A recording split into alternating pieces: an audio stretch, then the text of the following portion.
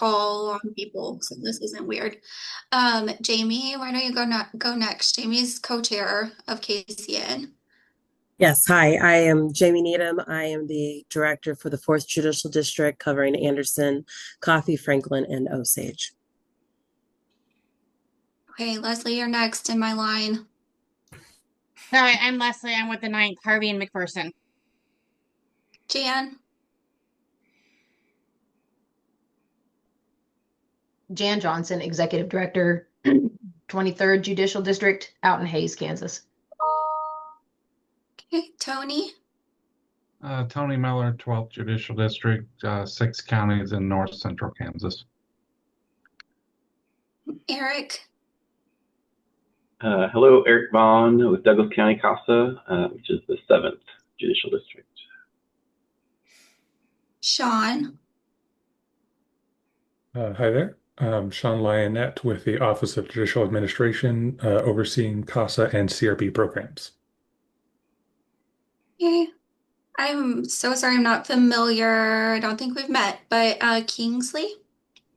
Hi there, I'm Julie Kingsley. I am the interim right now for Johnson and Wyandotte counties. Okay, nice to meet you. Michaela, Good morning, Michaela Shields. I'm the director of CASA of Cali County, just our one county down here on the Oklahoma line. Esther, I am Esther Jost Mingrelli. I am the development director at CASA of Johnson and Wyandotte counties. Sheila, Yes, Sheila Bergkamp. I'm with CASA Children We're Saving in the 16th Judicial District in Dodge City, Kansas. Jennifer. Hi, good morning. I'm Jennifer Anguano. I'm with Sunflower CASA, the 21st Riley and Clay, and the 2nd Pot Wabunsie, Jackson and Jefferson. Hey, Karina.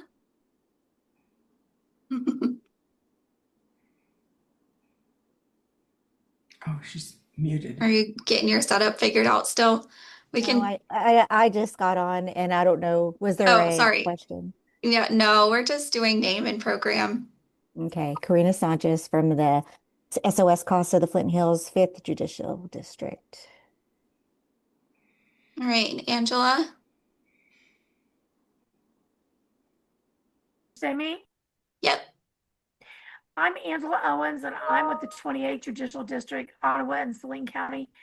And this internet this morning, I've been, I think, kicked off 5 times if I've lost count at this point. So I may end up trying to get on with my phone, so may device on if this maybe my data with my.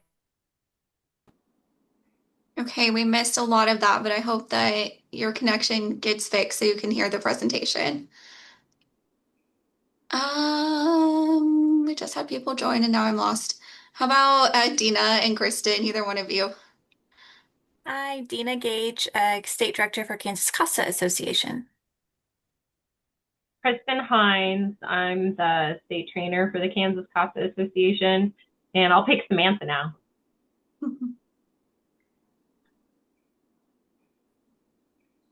You're muted. We see your mouth moving, but we're not hearing you. Samantha Nicholson, Marketing and Support Program Support Specialist. Okay. Did I get everybody? Carrie. Carrie. Hi. Sorry, a little late. Moved offices, so getting used to everything. But Carrie Timmons, 3rd Judicial District, Topeka, Kansas, Executive Director.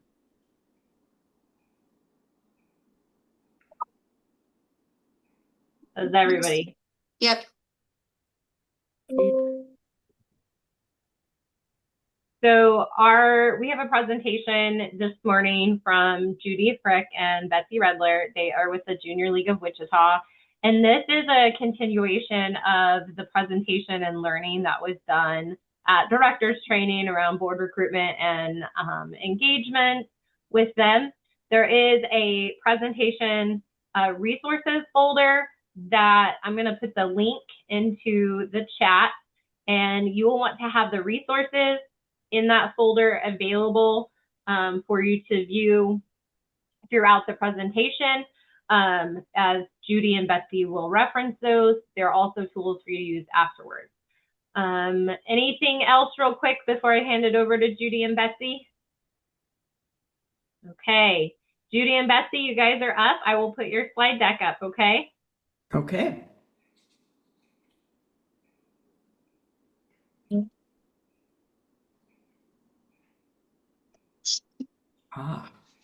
Okay.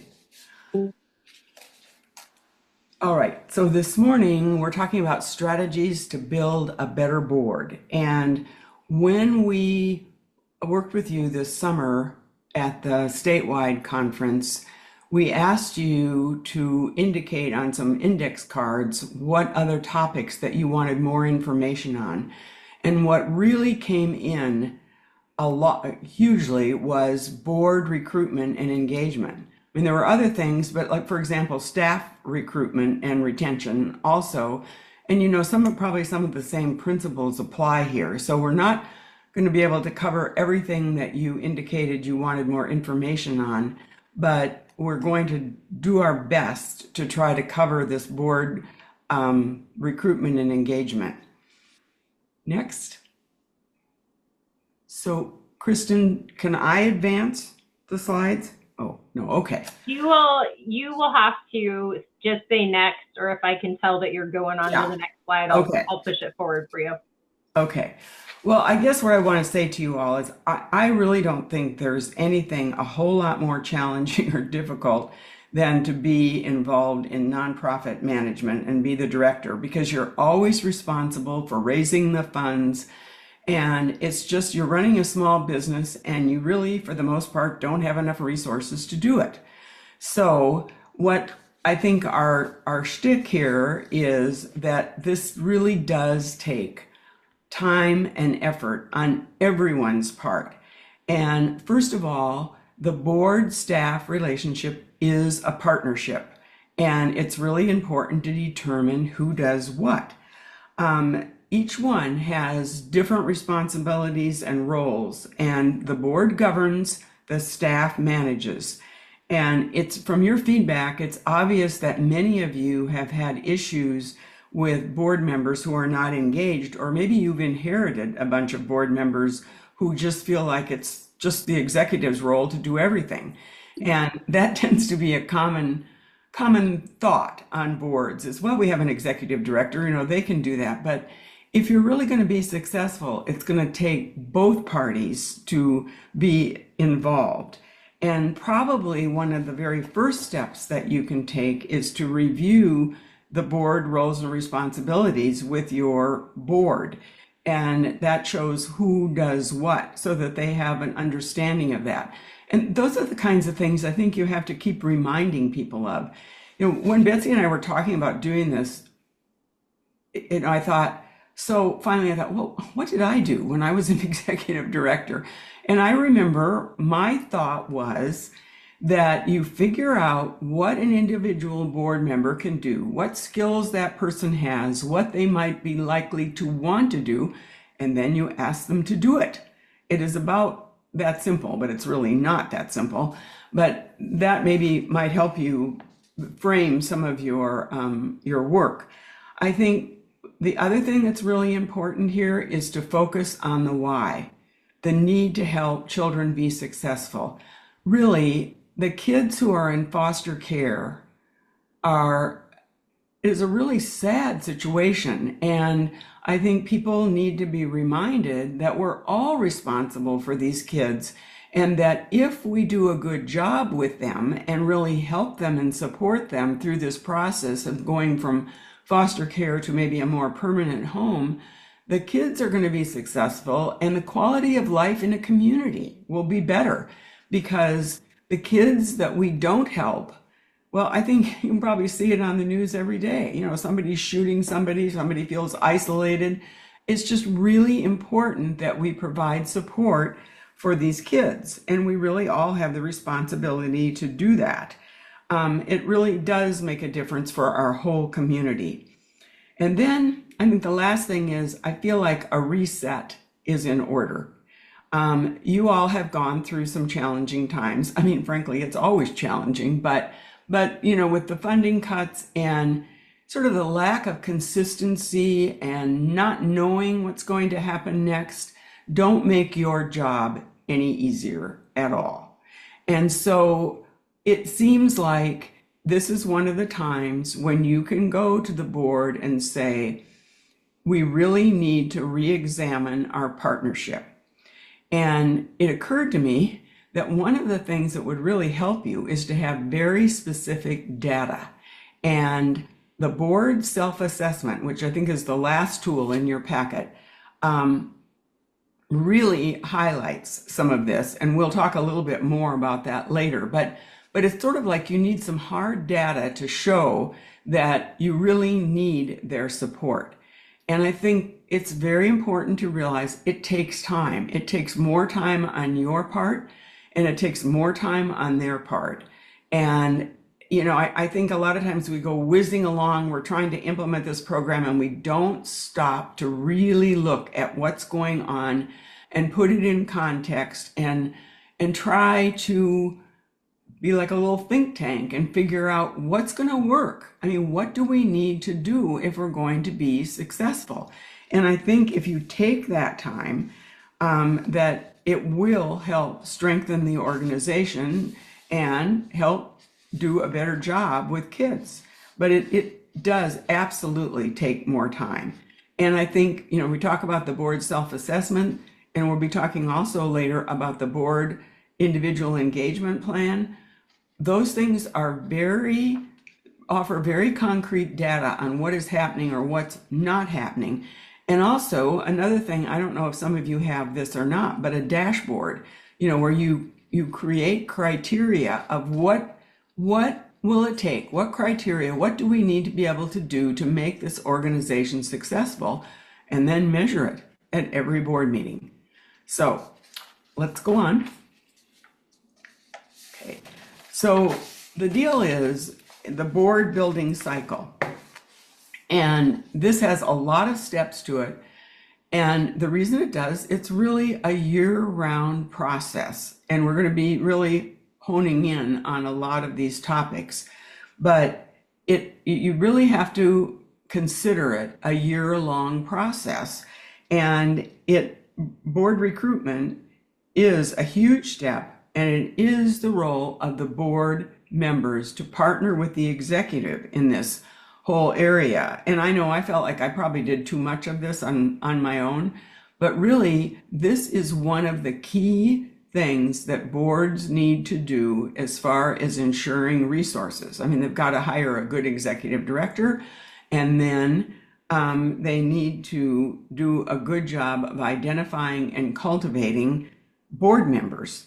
So it's, and recruiting, obviously, so that you always have a potential pool of board members, so that when it's time to bring new people on, you're not sitting there saying, as one of your directors said when we did a little individual Zoom for their ideas, it's not, having someone saying, oh, my best friend would be good at this, and maybe they're not. You need to find people with the specific skills that you need for your board. So figure out what you need and what connections to the community. Then as far as the board staff relationships are concerned, again, it gets down to the understanding of the mission and the vision and who does what. And just looking at that by itself, it is the board that provides the direction of the organization, but the executive director really has to provide the information so that they can formulate a mission. And then when you look at the vision and you look at strategic planning, again, it's the board who provides direction, but it is the executive director who has to provide the information that the board can create a strategic plan with. So it's a matter of very clear roles and responsibilities. And I guess those are the things that just probably need to be emphasized time and time again. And also communication. You have to figure out what works with your board. And, different styles work differently with different people. I mean, some people want things in written form. Some people just want, something on, I always figured 1 page. And then I remember there was this one thing that you could reduce the size of not the font, but just reduce the size of the document to 1 page. Then there was probably a lot on it. But nevertheless, you have to figure out what works and how often do you need that communication. And I think it probably needs to be fairly often and probably fairly brief so that people will take the time to read it. And I think that there has to be mutual respect here on who's doing what and why it's important and why you're both needed. And I think you obviously can evaluate how this is going from both your standpoints. And I think it's really important to be honest about this. Is this working? What else do we need to do to make this work for you? Okay. So basically, in the board staff partnerships, we're talking about providing direction, ensuring resources, and providing oversight. Okay. I think one of the things that's really important about governance is I know a lot of you don't have a lot of committees. And one of the things I think we suggested in July was maybe the executive committee could also be the governance committee. What is important is that you do the tasks associated with the governance committee.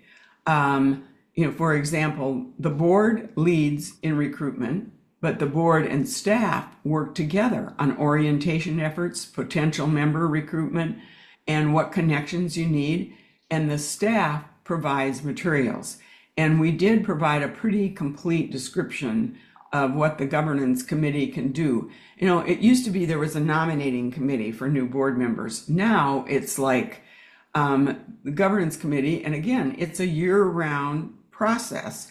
And so basically they identify, recruit, and orient new board members. They provide education about the organization, about the field, what's happening in foster care, and about governance. They conduct board self-assessments and ensure leadership succession. So basically that's why it's a year-round committee. Okay?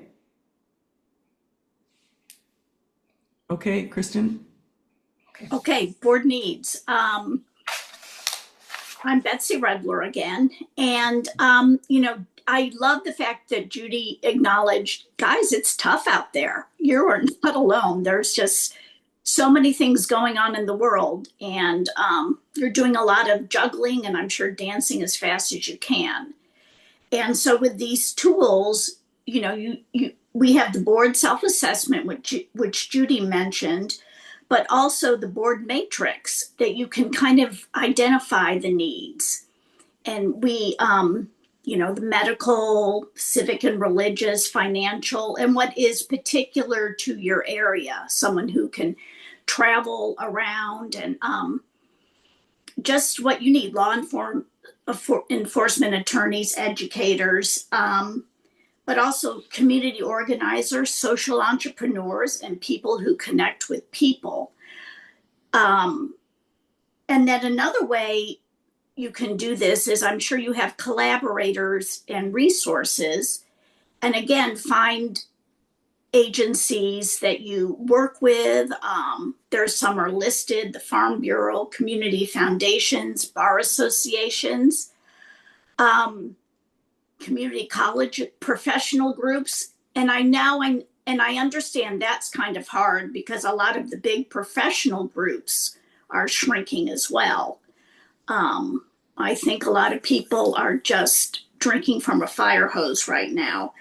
But I've even seen local talk shows and radio stations, could be collaborators putting your message out there.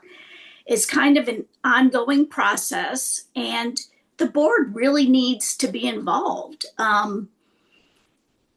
Just talk to your board members. Every board meeting said, hey, have you met anyone interesting to perhaps collaborate or has expressed interest in the board? And then again, the how. Ask and assign board members to connect with potential resources. Again, it goes back to the executive director needs help doing all this. And if you put it out but not ask, people won't pick up the ball unless you say, this is your job and your ball to carry. So moving on, potential board members, I think this is the same cycle as raising money. It's cultivating, and you raise money, raise awareness, and hopefully cultivate board members. Letting the community, identify prospects and assign contacts as you're at board meetings, or you bring it up, say, I met someone interesting. Does anyone know this person? And again, invite to events. Conduct lunch and learns. I know that takes time to set up, but that could perhaps be with a collaborator saying, we have all these young attorneys, and ask if could I come in and maybe explain what CASA does. I know that brochures and videos are hard to produce, and I bet CASA has them for the state of Kansas. And then share opportunities to help, make introductions, add to mailing lists. It's kind of, again, that fundraising board building process. It's the same thing, and after you do it a while, it becomes very second nature. And then we need to talk about, our recruitment strategies. And again, it goes back to being an ambassador, your selling points, your success stories, your finances, your outcomes, your evaluations, the future of CASA. And again, going back to the why. Why is it necessary? We help children because we want them to become productive citizens in our world. And everyone needs help. And we're helping potential future citizens and world changers. We're not going to leave people behind, because that won't help us in the future. Hey, wait a minute. I'd just like to pause here. If there are questions, I think we can put them in the chat box. I'm sorry, we're rolling along here.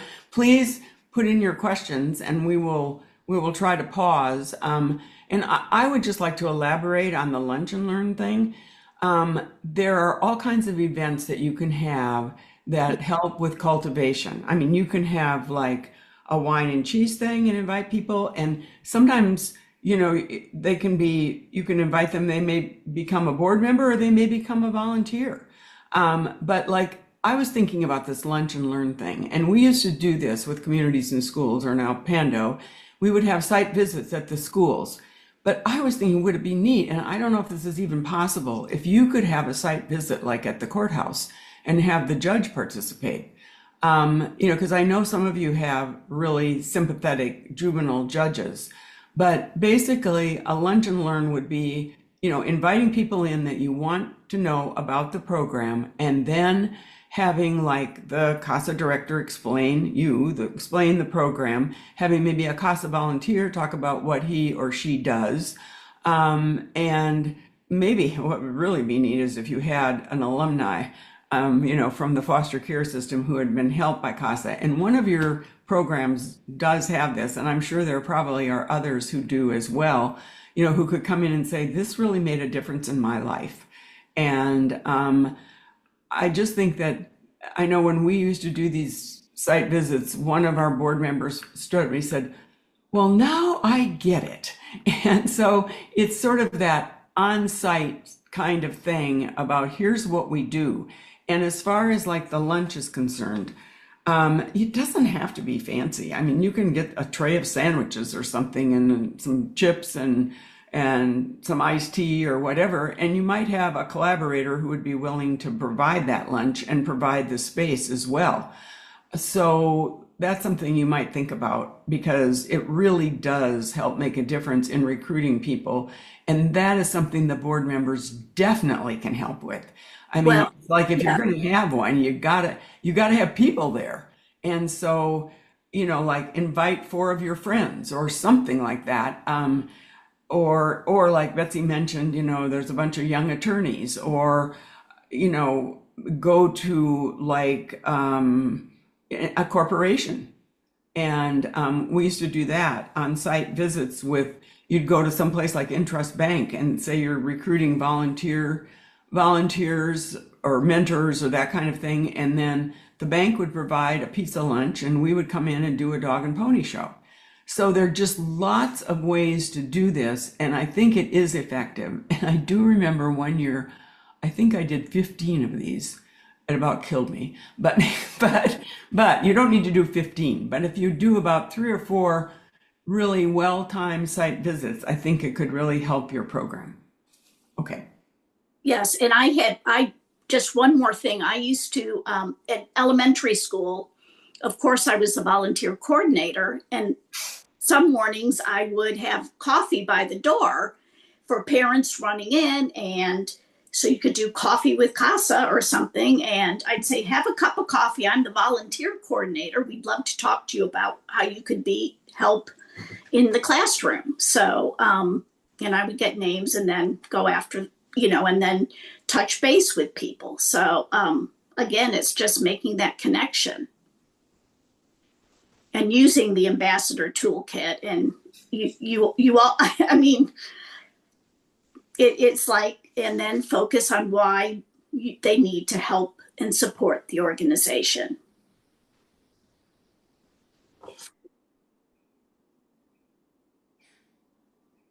Okay. All right. And then we can go on to the ambassador toolkit, I think. Yeah. And then again, we've talked about this, but your selling points, and then explain. Okay, go back to the next slide too. And again, we went into this, explain the why, coffee, lunch. And when you talk to someone and they're on your board, provide them with a fundraising communications toolkit and explain why they're needed. It's, again, like I said, it's like fundraising. It's the why someone is needed as a board member, why their talent and time is worth sharing with CASA. I know at our last meeting, Eric brought up when we were talking about fundraising, I said, be careful how much you ask, but I think I was maybe too cautious. Eric was right. He said I would ask for a bigger number and people would be flattered. And I think that, I don't know about you, but I am really flattered when someone says, I think your skill set would fit our organization, that someone needs, values my talents, particular skills, and would value my opinion to bring an organization along. And I think explaining the why we could work together and why we can make a difference in the community and impact lives of children. And then we can go on to the how, about how is joining the board working with, and how you can make a difference doing that. Judy and Betsy, this is Kristen. So when you talk about recruitment, I know you gave them I think it's the composition matrix and different characteristics of people you recruit. Can you give some insight to how you could maybe identify that somebody maybe has the type of skills you're needing, even if that person is not working in a specific professional area that those skills are inferred? What types of things could the directors observe with different contacts and at different places where they're meeting people that might identify somebody could fit a need that they have? I personally think it comes with connecting with people. And if you connect with people, talk about your organization, and then if there's interest, you can kind of see if that person has skills to fit your board. But if there's interest, perhaps they have funds they can give your board. So it's connecting with people and just explaining the why. And I know we talked to, Jamie mentioned when we talked that she actually distributed to her different counties information, and she gained 2 board members because they were interested when they saw the material, and again brought them in. So again, it sounds hard to explain, but it's making the connections with people, assessing their interest, and seeing if they fit into what your board needs: a communicator, a financial person, a healthcare worker, and just asking questions. I know that sounds vague, but and then keeping notes and then communicating with your board. I met this person. Does anyone know them? Do you think they would be a good fit? And you're nominating. You're nominating your governance committee.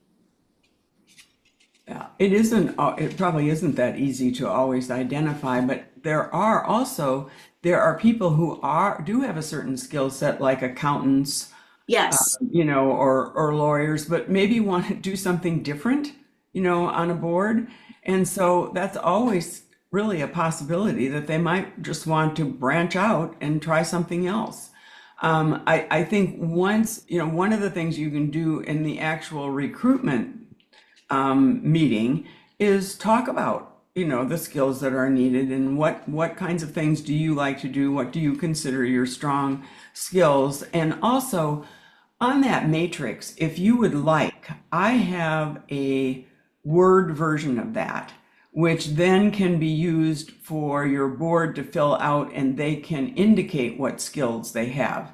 Like across the top, you'd have the board members' initials, and then you have all of these different areas, and they could just check but that's after they get on board. And another thing that you can do after they get on board is I used to have like small meetings, what I call them board get-togethers, and maybe invite about 3 board members and have like maybe 1 staff member, and just talk about what the needs are and how, and what kinds of things might they be able to do. And you uncover a lot of surprising things when you talk to people. I mean, that's why, as Betsy makes the point, the individual connection, which I know takes time, but you do really realize a lot of skills and things that people can do. And then there are just general things, that you need done, like recruiting sponsors for an event and so forth. And I mean, you just have to run some of those things by people and see, that everybody has a different comfort level with some of these things. And so it's very individualized. Yes, and exactly. We're moving into why you want to serve, the mutual benefits.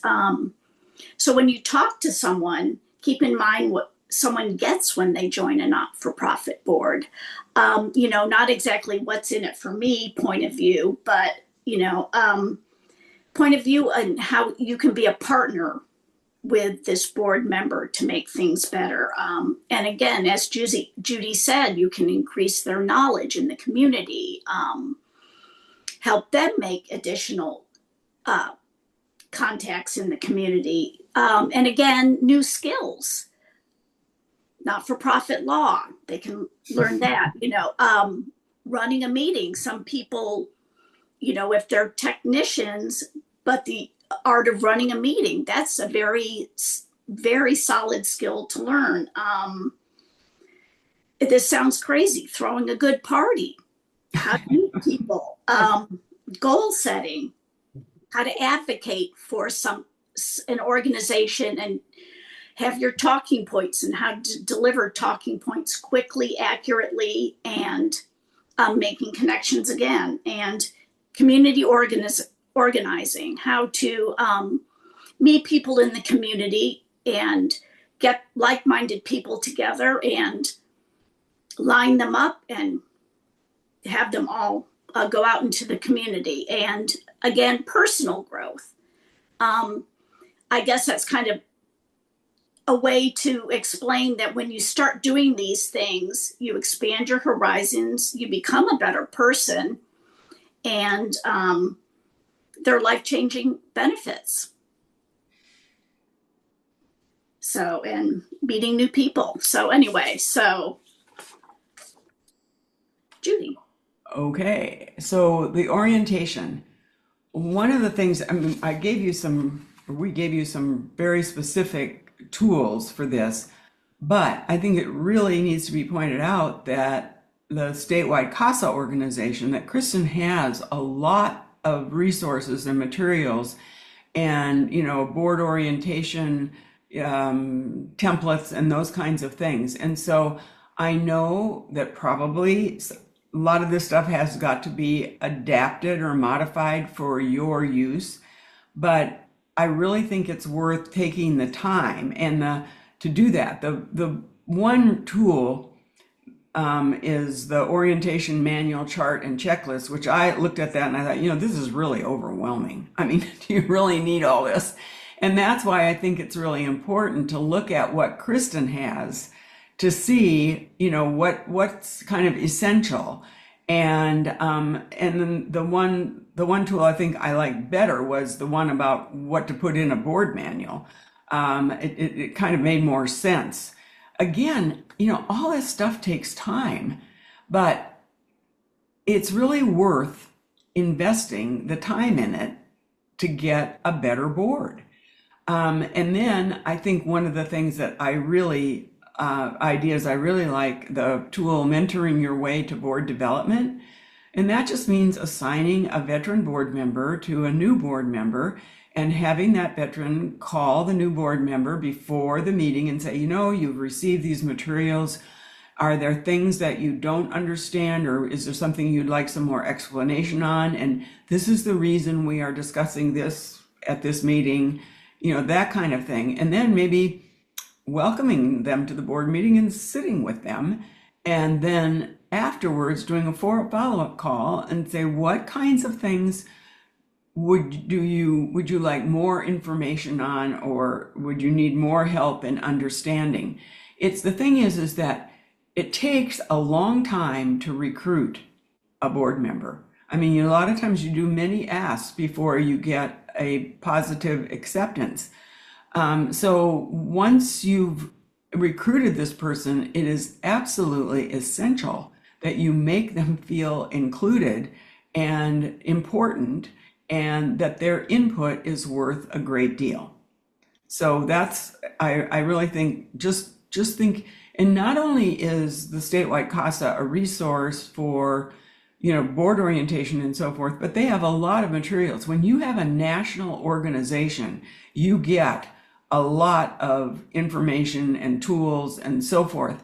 And it really does behoove you to take the time to look at them. And again, it does take time, but I just feel like too often we're just racing along and we don't stop to look at the context of things or what really could make a difference, and have maybe a discussion with your board members on what they think and get their input. And I mean, I'm just as guilty of this as racing along as all the rest of you are. And now I'm at a point where I've got hundreds in my email boxes and I've got to do something about it. So, and I'm sure that happens to you as well. Judy, I've got a question about that. Sure. So, and this has been, my personal experience out here in Hayes. The policies and procedures this program's been under were written, it's been pretty much the same since it was created back in '89.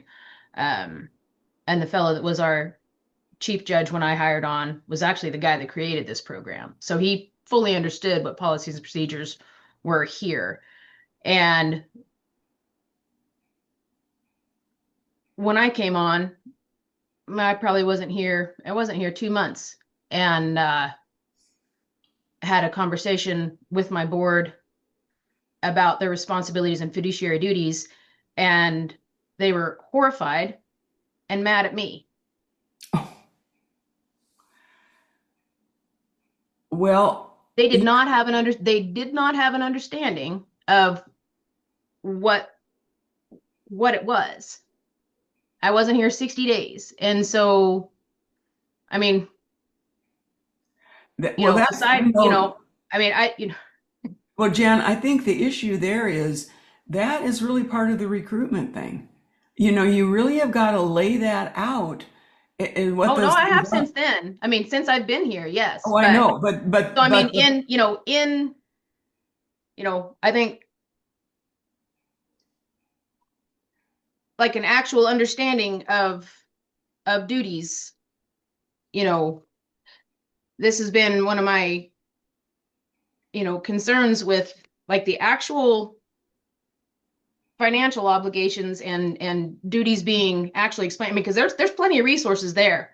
Yeah. But an actual understanding of it to actually come across. Yeah, it's an issue. I think that's a valid issue because I've recruited a lot of board members, and I actually sit down with a packet. I almost treat it like a hiring interview. With a packet, I have expectations, I have meeting times. I want to be sure the person understands all the obligations before they say yes. And some people say no, I don't have time, I can't do this. But it's not like, oh, good, someone said they joined the board. It's mutual.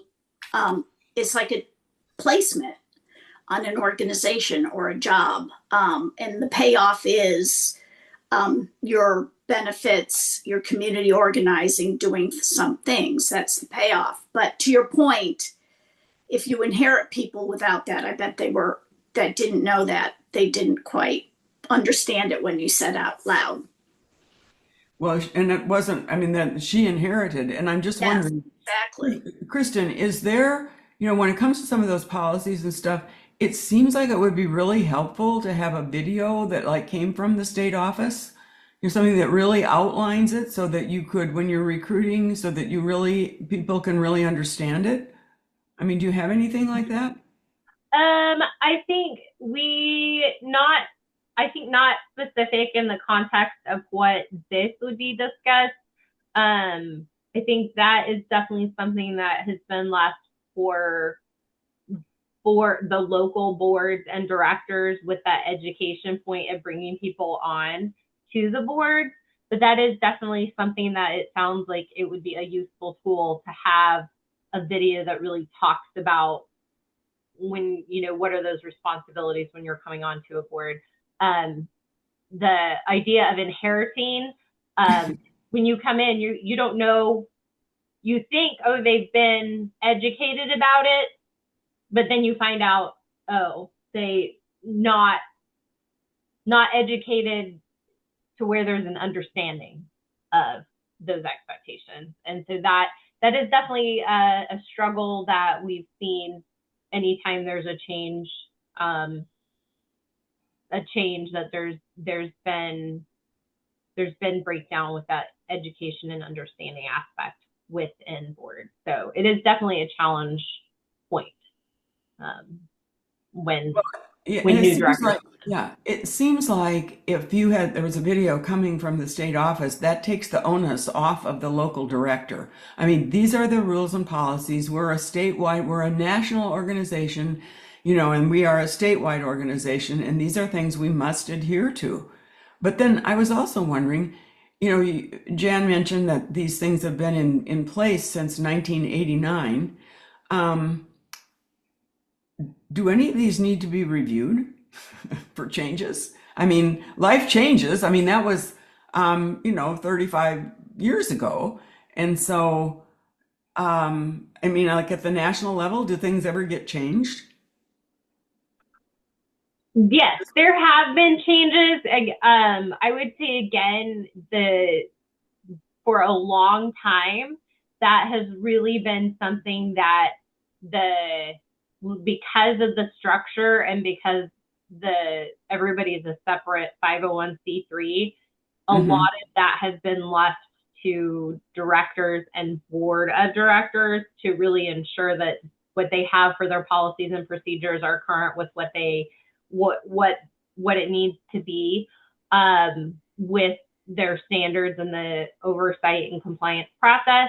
But I can definitely see how having the state association be more of that mouthpiece of, you need to have this, here's these expectations with what those rules are, and that you have to have it, could be very helpful, because then the messenger's the state association rather than the director. So then they can be mad at somebody else rather than the director. Could be a very helpful resource. Yes.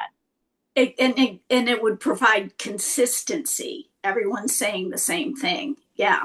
Yeah, that kind of reminds me of what they used to say about communities and schools. It was like, if you've seen one CIS project, you've seen one CIS project, and yet I know CIS had national, and then they did put in their, what were they? The quality and Q&S, quality and standards. I mean, 35 pages of, what you needed to do, which then gets a little excessive. 37 manuals to carry it all out.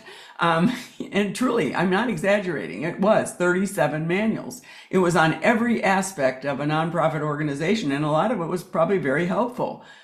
But, 37 manuals is a lot. So do others of you have questions about this?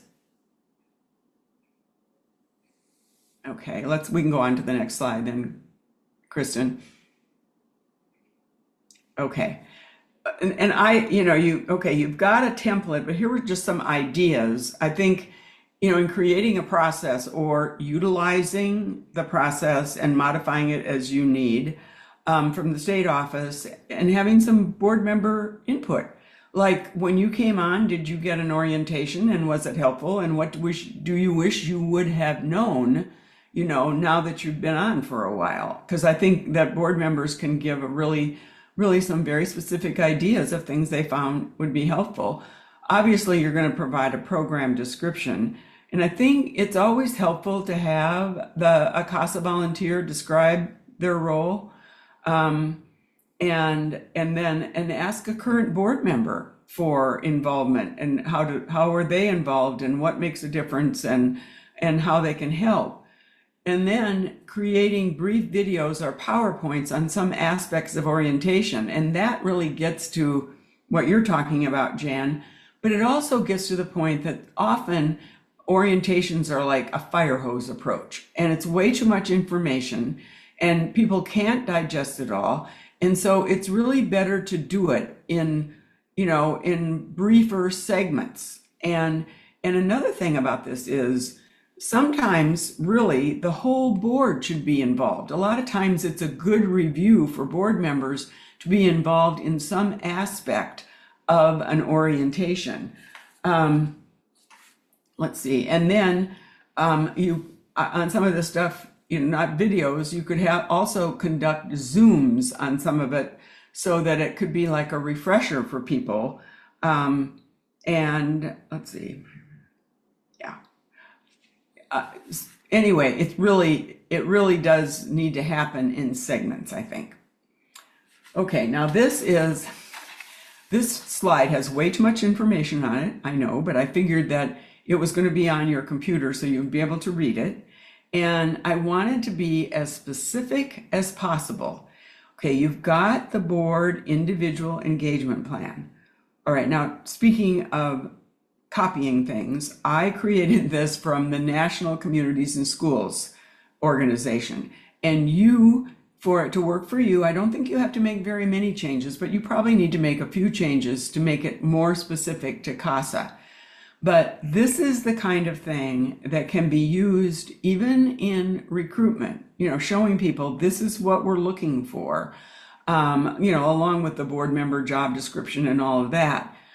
And I think what happens is people will say on something like this, I've seen them do this, yes, I will be an ambassador. Well, whoop-de-doo, what are you going to do? I mean, I need more specifics than that. So they might specify, 3 or 4 key introductions for the ED. They may not have to specify to whom they are going to introduce the ED, but at least make that commitment that they're going to do it. And then about 3 or 4 tasks on the resource development roles and responsibilities tool.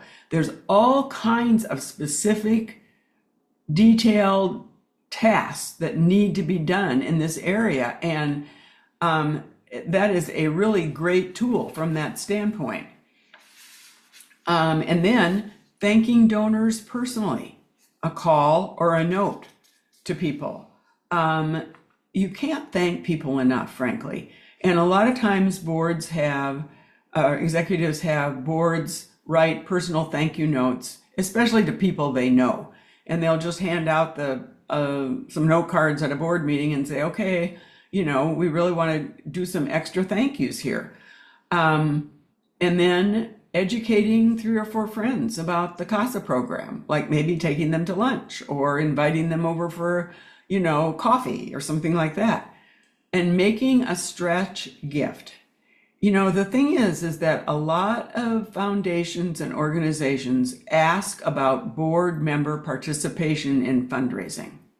And this is a big deal. And you should be able to say 100% of the people on our board have contributed to our organization. And I don't care if it's $25. I mean, obviously you'd like more than that, but it's just the importance of the board's commitment. Sharing information on social media. I think some people are really good at this. I'm probably not one of them, but I think you will find somebody on your board, some people who can do this. And this is really very helpful. And this is kind of the way the modern world gets a lot of its information, whether it's correct or not. And then add people to your mailing list. And then I think one thing I watched Pando do is at each board meeting, they asked a few board members to report on their progress. Did you make any contacts? Did you make any fundraising contacts? I think that is really helpful. And it's helpful. I mean, you're trying to create a culture of expectations and involvement and so forth.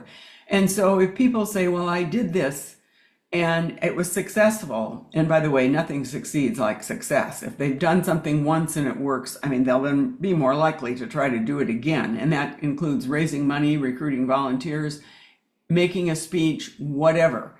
And then I mentioned this before, convening small groups of board members and key staff to discuss their potential involvement. That really, I was always amazed at things people came up with. And when you get a smaller group like that, it just makes a big difference. I mean, the more personal the interaction is, the more effective it usually is. I mean, it really doesn't work that well to send out an email saying we need volunteers for this. It works a lot better if you make some specific requests, frankly. So one of the things I wanted to point out about the resource development tool is it's a dual purpose. One is it lets you determine what is the role of the board, what is the role of the staff, what is the role that both of them can collaborate on. And then the parts about cultivating and cultivating and solicitation are those parts are something that the board members can answer that yes, they would be willing to do this. Y is yes, M is maybe they would be willing to do this, and N is no, they're really not willing to do this. And they will be able to do, I think, several of the things on that list. So, I mean, that tool has a dual purpose, and that's why I realized when I forgot to send it out, that's why Kristen sent it out extra, and I'm sorry about that. But I think it really does make a difference, and it really helps you on two fronts: identifying roles and responsibilities and figuring out board member commitment on various tasks. So does anybody have any questions on this? Yeah, I think along with this is, and I know we talked about this in July, but the elevator speech, and you all did a really good job identifying why CASA is important. And so we sent out, what you said. And I think this would be a wonderful exercise to do with the board. Why is this important? And see what they have to say, and then have them maybe get in groups of twos and identify really the key things. I mean, you need to have some key points, but then people like to individualize things, and stories are really an important part of this. And I keep seeing more and more things on fundraising and resource development that relate to storytelling. And then I think the other exercise that we talked about this summer is identifying the 3 phases of raising funds, which is cultivate, solicit, and stewardship. And what you can do there is have 3 of those huge Post-it note things, and have, cultivate on one, solicit on another. And a lot of people aren't going to be comfortable with soliciting, but they might at least accompany the executive on a visit. And that's very impressive too, because then people realize a volunteer is making the effort to participate in this. And then the last thing is stewardship and what they can do. Divide your board into 3 parts and have them each take one of those things and then rotate. So then you have a whole bunch of ideas on things that they can do, and they have provided the ideas. So I think it's a very simple exercise, but I think it really can help. Okay.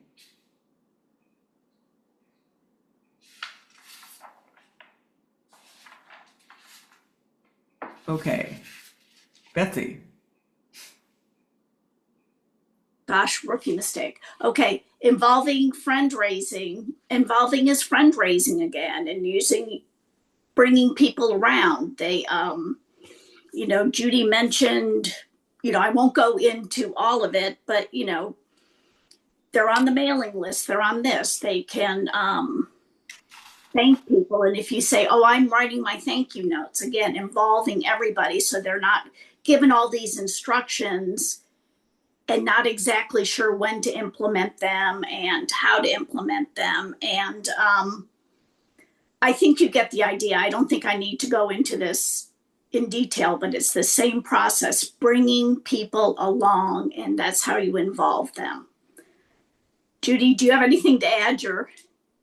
Well, I always think of the exploration place thing with Jan Luth, the 3rd director, who came in and said, make me introductions. I want introductions to the 100 people in this town I need to know. And then she went, and I need you to make those introductions to the board members. And she went out and she met with them and got a lot of good information that really helped her figure out what needed to happen with Exploration Place. So I think, one of the things to me that's very frustrating is, an organization holds an event and then some of the board members don't come. I think board members need to participate in functions that you're having. I mean, it's supportive of the executive director. I mean, it's part of really of being a good partner.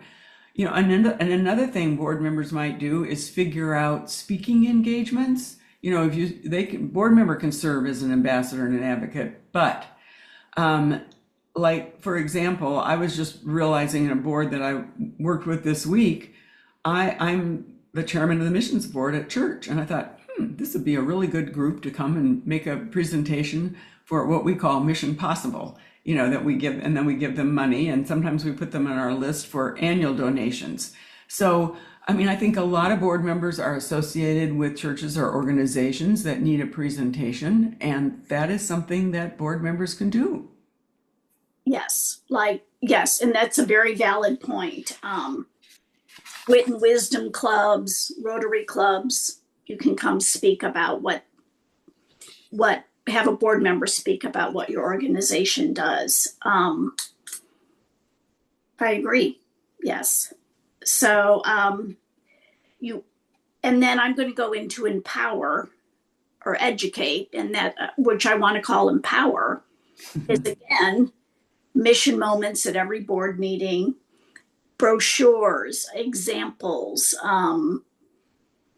weekly updates from the executive director. I am a past board chair of an organization, Exploration Place, and every Friday we get a weekly update on what is happening at the organization. Good things and not so good things, but we know what's going on, where they're going. And it still makes, I mean, I'm still an ambassador and I am not technically on the board anymore. So empower your board members saying, this is what's going on in our organization this week. And participate again in bringing background information to them. There was an article regarding trends in this or legislation affecting the foster care system. And it doesn't have to be lengthy, but just the ongoing education, not at your board meeting once a week, you go over things and everyone walks away. It's a big picture issue. And again, it tells why this organization is important and will give your board members, you're empowering them to spread the mission. And we also have, tools on the Junior League website that, again, education on how to raise funds perhaps, or how to advocate. Again, use a 4-slide PowerPoint during a board meeting perhaps. I've seen that done at different board meetings too. And you have a tool that describes what subjects are covered, and most of those are not more than 10 minutes. It's you just go to the Junior League website, just Junior League of Wichita, and then you see a menu at the top and it says what we do, and you pull that down and it's board source, and there are I think there are about 6 different presentations that we made when the Nonprofit Chamber of Service was in existence, and it is no longer, but there was a wonderful Vista who helped us make these PowerPoints, and there are not too many tools that come with each, just like a couple, but it is the perfect thing to show at a board meeting and then have a little bit of a discussion. I mean, it's board development and that needs to be ongoing.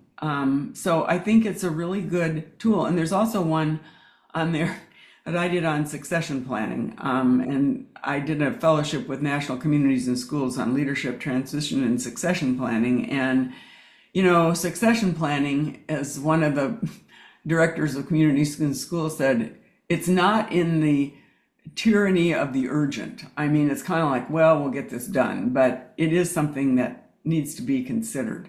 So, and as far as background on foster care and that kind of thing, Kristen, don't you have don't you get regular updates from someplace on that? Yep, we get updates on background in foster care regularly through National CASA has an email that they send out each week that has updates that are CASA specific, but there's also a lot of different resources that programs can sign up to receive emails, and they send out regular email updates. That's definitely something that if directors, you guys are welcome to weigh in here, that if there's something that you guys are wanting more updates from either Kansas specifically, foster care system updates, KCA can make a point of sending those out more frequently. We have some directors that are more involved in getting regular updates from the foster care system, and others that they do, but really more when kind of big picture changes. But we can definitely help with that if there's more interest or something specific that they're looking for.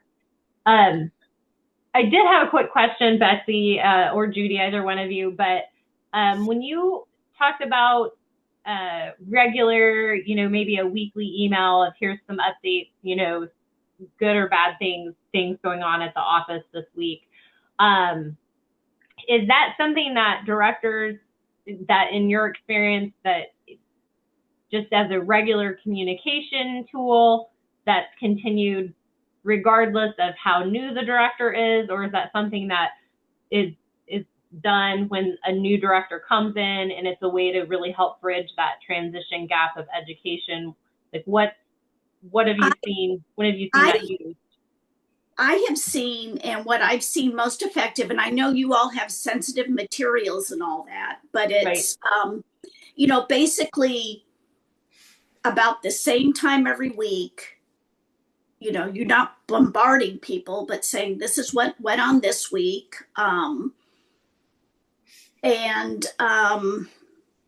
Just the consistency of that. And it doesn't have to be very long, not like everything's urgent and all that, but so you're going to get an update about what's going on. We had, I've done like museums. So we had this many visitors this week. We know this exhibit's coming. So I don't know how it quite translates to CASA, but maybe it could be saying, we see this legislation coming, or just to empower and know what to talk about. So I could talk to my friends and say, oh my gosh, the art museum had a record attendance at a new exhibit they opened. You should go see it. Just empowering your board members with talking points. And, or saying, they got a big leak in their roof. Maybe they, it sounds silly. The hailstorm was. Hailstorm. And again, someone goes, oh gosh, maybe the art museum needs my help. When you tell your friends that. So it's kind of planting seeds and empowering. And it sounds kind of silly, but it's empowering with current knowledge. You can speak to things in kind of almost a real time about how your organization is impacted and what's going on in the community, if that makes sense. Betsy, I like your hail story because it makes me think about how a parallel nonprofit to CASA had a flood in their office and realized kind of that risk management aspect of how they weren't necessarily, they lost a bunch of stuff because they used cardboard boxes rather than plastic tubs. And just even an example like that is something, to share like, hey, so this happened to another nonprofit and it's made us think about this aspect for our own individual. And it sounds silly, but then someone goes, oh my gosh, I have 20 of them in my basement. I would be happy to donate them. So it's kind of, and again, another empowering, connecting thing. I do. Sorry, Judy. I do weekly updates too. And I try to do it weekly. Fridays, if I don't get it out, it'll go out Saturday, Sunday, or Monday. But it's just like that. And one of them, kind of just like what Kristen was saying, I had talked with the United Way director here locally, and they got kicked out of she got kicked out of her Facebook page. She was the only administrator. And we only had one administrator for our Facebook page, and her personal page got hacked. And so it sucked up their entire, so that I kicked that out in my board update. And I was like, hey, here's something to look at. We need to have more than one administrator. So if somebody gets hacked, it doesn't take the whole dang thing down. But same thing. I'll put in, hey, I'm working on the quarterly report for KCA. And so it lets the board know, okay, these happen quarterly. Our United Way 6, mid-year report is coming up. And it just puts in their mind what happens when, because they could have an executive director come in here and say, everything's good. And if they don't know what's happening when, okay, and it's not anything to do with CASA, but it's our business. We renew our business license in July. I put in that and so it's not everything's covered in the board meeting, because we want our board meetings to be about this long. Only what we can handle when we're all together. So I put all that kind of stuff in my weekly updates, so we don't have to talk about it at the board meeting. It's not in my director's report. It doesn't need to be in the director's report. It's just day-to-day business, what happens when, and everybody's feeling like they're a part of it. They're keeping up to date on things. They can look at it when I send it out, or they can look at it, all together before the board meeting. Everybody gets to take it whenever they want it. But it has been very well received here. The board feels much more involved because there's always 2 board members that I talk to all the time and 4 that I don't. I see them once a month. I think that you're making a really good point, and I've seen the email from Adam at Exploration Place, and sometimes his are kind of long, but he always seems to include something that is sort of poignant. I mean, like this last time we talked about girls. They were doing a site visit for 259, and there were several little girls from Afghanistan. And they were just so amazed that girls could learn science and all of that here, which, the stuff we take for granted that other people don't have. It's just, I think that whole idea of having some kind of mission aspect to it too, if you can, just like having the mission moments at every board meeting, it's just really important because it just keeps getting back to why are we here? So. Okay. Next. Yes, next. Okay. Evaluate and rotate. Now, I mentioned that board self-assessment, and I'm trying to think of where there are some really good questions in there about things like that, if you need some hard data, things like, board members make a generous financial contribution, self-defined, to the organization on an annual basis. Another one, all board members are actively involved in some aspect of fundraising for the organization. Board members are actively promoting the organization in the community. New leadership is emerging consistently from the board and its committees. I mean, those are things that I think a lot of boards would probably have some difficulty answering in a positive way or saying, yes, we do that. I mean, they might say maybe, or we're working on it or something like that. But I think that the board self-assessment really provides a good tool, and you just do it like maybe every other year. And we have an online version, and I'm hoping that Sarah can share that and probably share it with Kristen. So it's something that you could get data without, doing some kind of a manual compilation. It's just there. And then it comes out in pie charts and that kind of thing that makes it good. But you can really make your point there as far as board member participation and performance. And let me see. Where am I? I've lost it. Well, and then succession. I just lost it. Oh, here we go. All right. So I think it might be a really good first step, in trying to define, using some data to say, okay, here's where we are, and maybe we need to progress from here. And then I think one of the things is about succession. I mean, succession does ensure the future. And there are, like, for example, if you as the executive director won the lottery and went on a world tour, where would your board be? And the board needs to think about that. And that's why it's important to be able to back up some of the major skills that you have. I mean, and some of you, I'm sure, are operating with a staff of about 2, so that makes it really difficult. But that's why it's probably important to get things written down, like the policies and procedures, and so that it's like the fundraising, so that it's not all in the executive's head. Because if something happens to you, then that could be a real loss in many ways for the organization. And as far as the board is concerned, I think it's very helpful to have things like a president-elect, so that you have some kind of rotation system. And then I think that you should be developing talent. I mean, if you see a board member who's particularly interested, and maybe they might be your next chair, figure out tasks that you can give them that will help them develop their skills so that they can serve in a leadership position.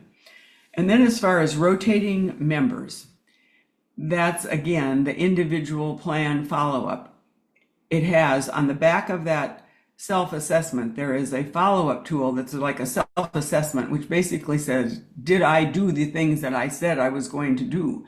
And so you can give yourself an A, a B, an incomplete, a fail, whatever. But I think it gives the individual board member and the organization an idea of where that person stands and what needs to happen.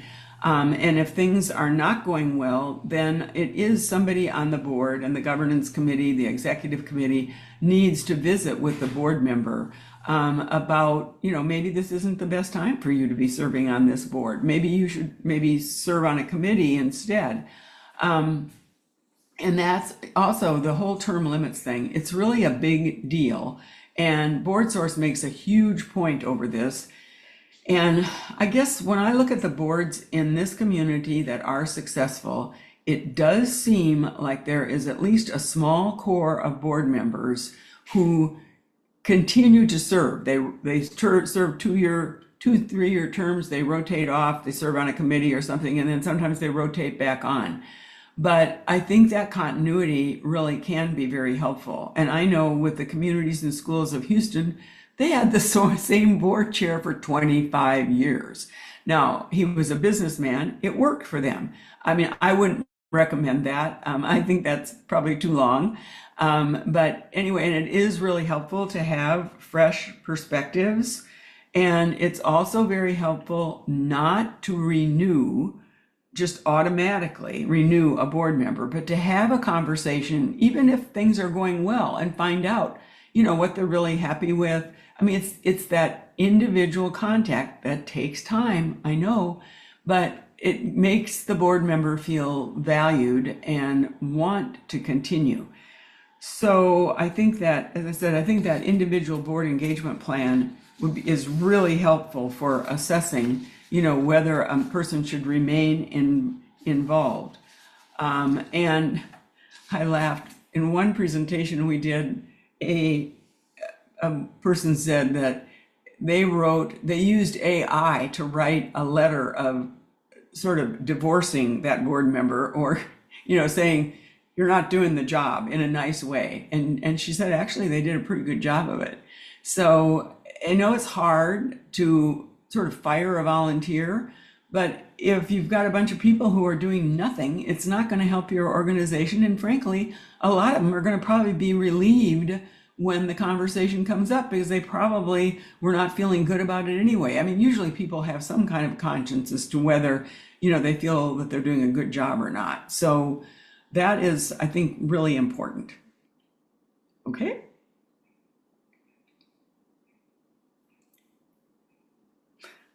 All right. Celebrate. And I think that's important too. To be able to celebrate the good work that you've done. And yes, because you can't do it by yourself. That's right. That's right. So, are there questions? Comments?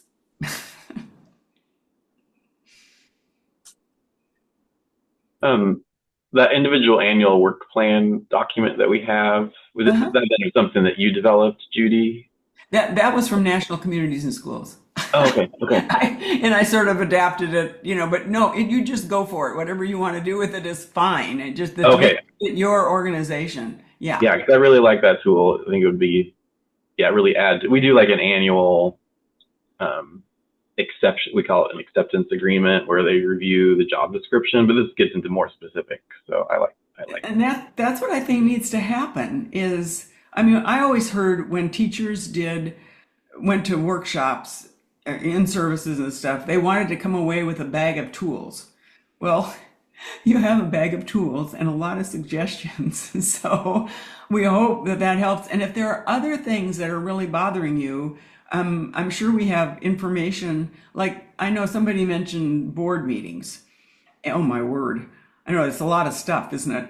but board meetings, and I've got one tool called the perfect board meeting, if you if you would like that.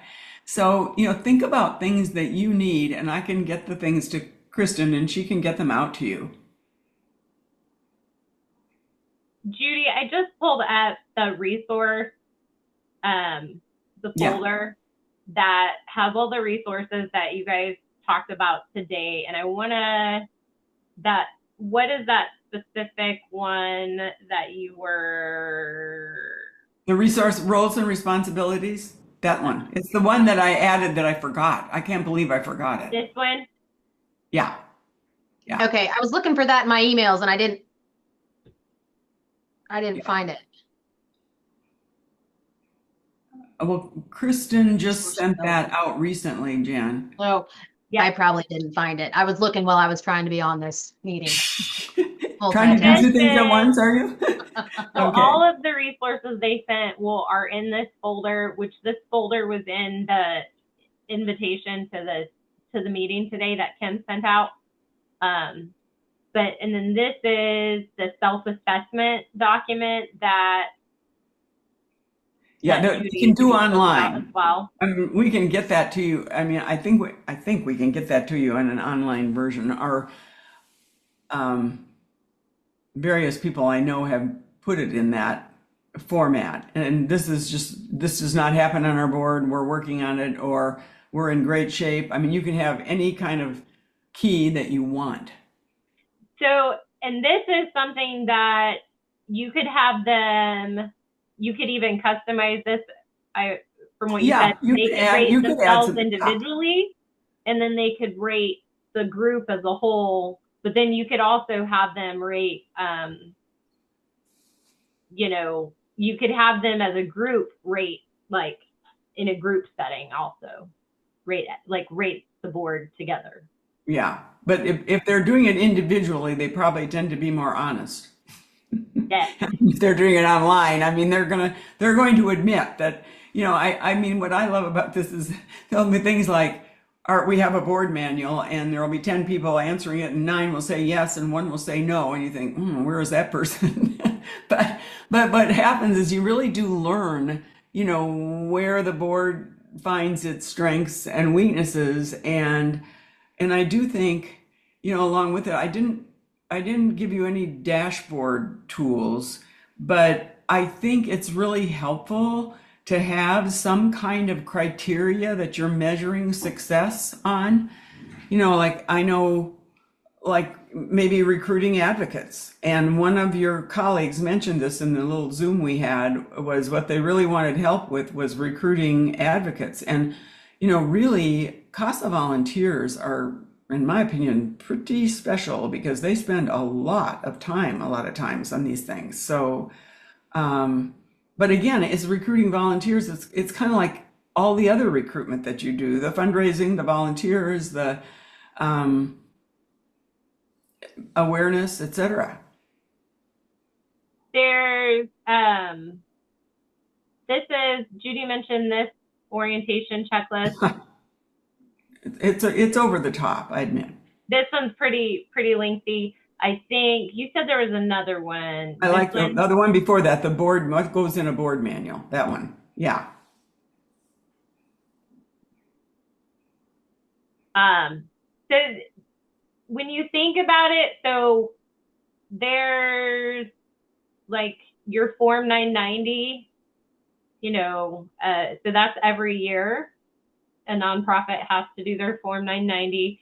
But then here's some historical references, your IRS determination letter, articles of incorporation, brief written history or fact sheet. So those can all be helpful information. And if you want a worst case scenario it, like what if you guys only have physical copies of those in your office and your office burns down? Hey, but if you gave copies of them to your board members, you have, 12 copies somewhere else. Yes. Life is good, right? Well, and you can do this. That's just an example. Yeah.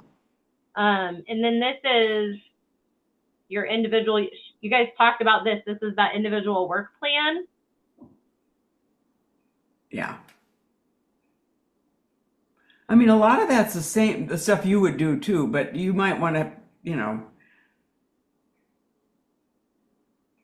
And you can adapt those. And I've oh actually yeah. talked to board members that saying, this doesn't seem to be working out. Is it the time? I mean, sometimes it's as simple as the meeting's at the wrong time of day. So I can't come. And instead of, and then changing them to, you don't lose a valuable member, but a lot of times people won't have that conversation like, is something okay? And sometimes someone said, it doesn't work in my schedule anymore. So they're good tools to maybe solve problems as well and get people facing all the same way. I really like this tool here because it's something you guys can you could work through individually, but your board members can also work through together. And you could even look at if engagement's really your problem, you could utilize stuff from this as a dashboard to see, maybe you start with, is everybody giving, right? That's an easy one. But then also looking at, hey, is everybody giving a stretch gift? And you can go, we've got 100% giving, but are they stretch gifts? So maybe that's your next goal if you've got 100% giving.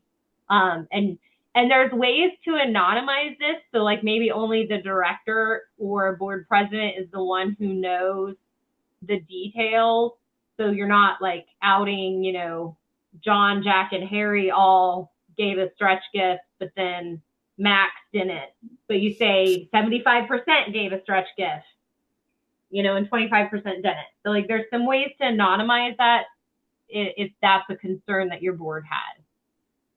Yeah, you could make things like, that you'd like to have, 10 presentations on CASA to community groups or something like that. I mean, you can create a dashboard that you look at. I mean, it's like if you have if you have a strategic plan, have some annual priorities and say, okay, on this priority, how are we coming? I know we wanted to recruit 25 CASAs. How many have we recruited?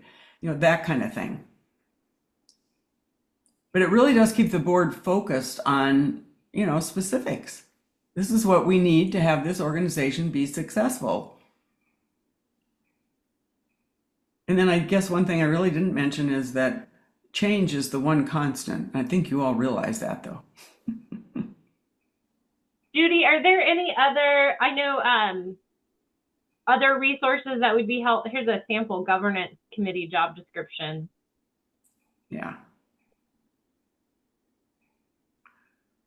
Well, actually, Kristen, what I've done is I've gone through the stuff when I get it from Board Source, and I made a manual, and it has probably 100 tools in it. I mean, I don't know that you want that, but I do have a table of contents, and maybe I should send you that, and you can tell me if there are certain things that you would like. That might be very helpful. So if there's something that the programs want specifically, all of you guys as programs with National CASA do have access to the board source resources, but I think some of the resources that Judy has access to and looking at, I think maybe you might have to pay additional for some of them, it looks like possibly. I don't know though. Some of these we made up. I mean, some of them you made up. Okay. Yeah, well, or borrowed or something. Those are the board development things. And these are accessible online. Yes. Right. Yep. Yes. And these are excellent. These are excellent videos. I've watched them. They're really excellent tools to just watch. A great, if you have somebody even new to board, serving on a board, just having them watch through these and then debriefing with them is a great tool also.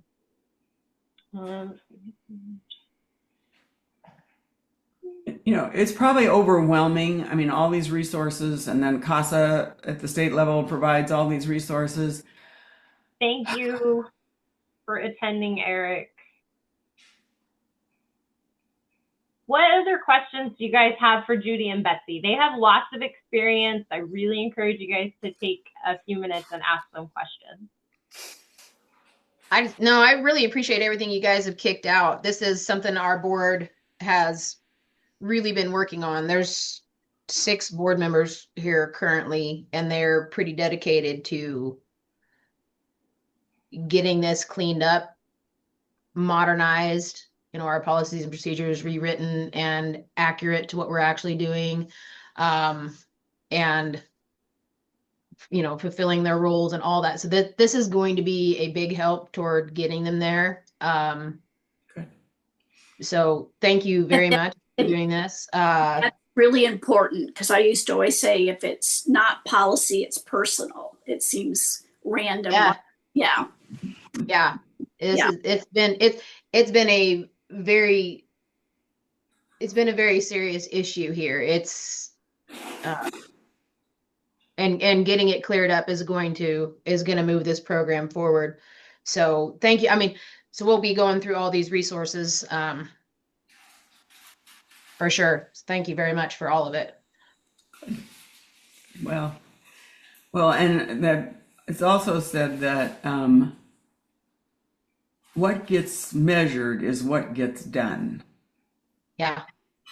I like that very much. And we have lots of them. Yeah. Now we have a lot of little sayings like that. Old wives' tales. Lots of needlepoint pillow sayings. Yeah. That's right.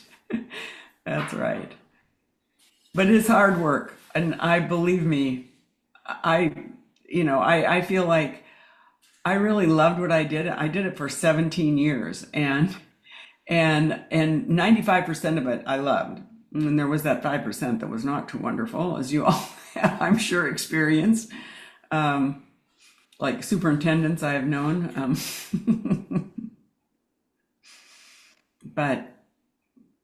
I think I just really urge you to just take the time, take a deep breath, and just try to look at some of this stuff and see what's going to make a difference for your program.